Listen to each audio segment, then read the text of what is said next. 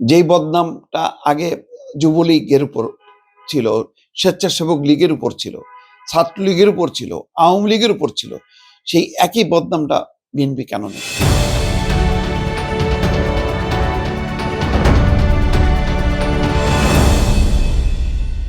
আজকে একটা রিপোর্ট পড়ছিলাম, সেটা প্রথম আলোতে প্রকাশিত হয়েছে যে স্বেচ্ছাসেবক দলের নেতা খুন, পেছনে বিদেশে থাকা এক শীর্ষ সন্ত্রাসী।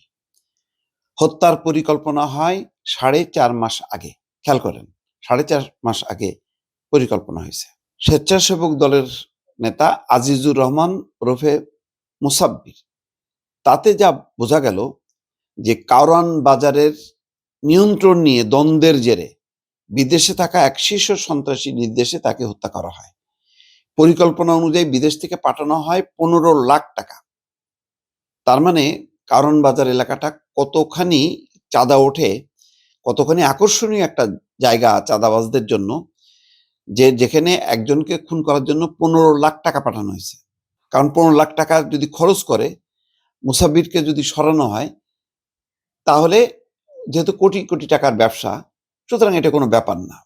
তো এখন বিভিন্ন জনকে গ্রেপ্তার করা হচ্ছে, সেটা সত্য, কিন্তু এই যে বিষয়টা হচ্ছে আধিপত্য বিস্তার, চাঁদা, ভাগ বটোয়ারা, এগুলো নিয়ে প্রতিদ্বন্দ্বীদেরকে সরানো।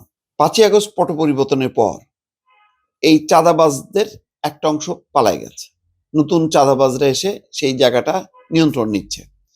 পেছনে যারা নিয়ন্ত্রণ করতো তারা তো জানে যে এখন যারা ফ্রন্ট লাইনে আগে ছিল তারা থাকতে পারবে না, তারা পালায় গেছে।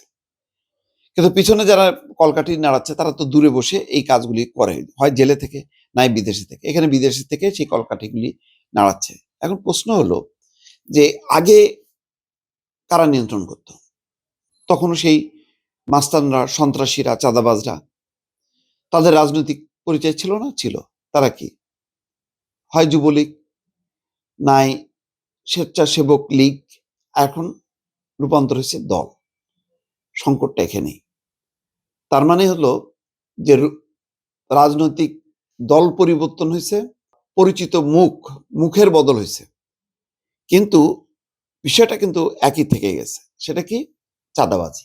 কারওয়ান বাজার একটা কাঁচামালের আড়ত, সারা দেশ থেকে কাঁচামাল সেখানে আসে এবং সেখান থেকে সারা ঢাকা শহরে সরবরাহ হয় পাইকারি, মানে এটা আড়ত ব্যবসা, সেখান থেকে পাইকারি হিসেবে পাইকাররা নিয়ে যায়।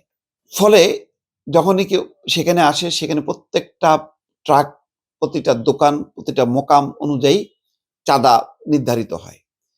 এটা নিয়েই আগে আওয়ামী লীগের যারা ছিল তারা ভাগ-বটোয়ারা করতেন। এখন নতুন কারা করছেন? এই জায়গাটাই এসে ধাক্কা খাচ্ছে। তাহলে পরিবর্তনটা কি হলো? আগে চাঁদাবাজি করত যারা, তারা ক্ষমতাসীনদের সাথে যুক্ত। এখন যারা চাঁদাবাজি করবে তারা কেন যুব দল হবে? কেন তারা স্বেচ্ছাসেবক দল হবে? কারণ আল্টিমেটলি তো এই দলগুলো, এই সংগঠনগুলো বদনাম হচ্ছে।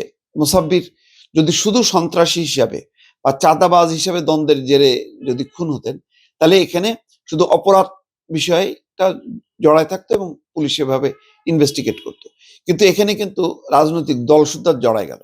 রাজনৈতিক দলকে বক্তব্য দিতে হচ্ছে যে নির্বাচন ভায়োলেট করার জন্য বা ভণ্ডুল করার জন্য এটা করা হচ্ছে। কিন্তু নেপথ্যে কি? নেপথ্যে তো ব্যবসা, নেপথ্যে হচ্ছে আধিপত্য, চাঁদা, ভাগ-বাটোয়ারা, এই সমস্ত গুলো নিয়েই দ্বন্দ্ব। এখানে তো রাজনীতি নেই। যেখানে রাজনীতি নেই সেখানে দল জড়াবে কেন? যেই বদনামটা আগে যুবলীগের উপর ছিল, স্বেচ্ছাসেবক লীগের উপর ছিল, ছাত্রলীগের উপর ছিল, আওয়ামী লীগের উপর ছিল, সেই একই বদনামটা বিএনপি কেন নেবে? প্রশ্নটা আমার এখানেই। তাহলে এই সন্ত্রাসী, মাস্তান, চাঁদাবাজ, তাদেরকে কি দলের প্রোটেকশন দেওয়া উচিত এই পরিবর্তিত রাজনৈতিক প্রেক্ষাপটে? দর্শক, প্রশ্ন থাকলো।